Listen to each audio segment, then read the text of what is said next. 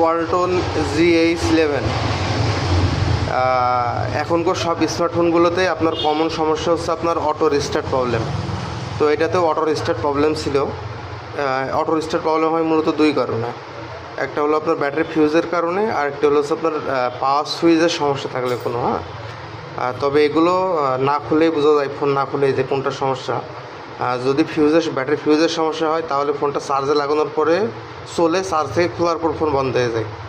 আর যদি পাওয়ার বাটনের সমস্যা থাকে তাহলে ফোন চার্জে দিলেও রিস্টার্ট করে। তো এটা আপনার চার্জে লাগানোর পরে ফোন চলছিল।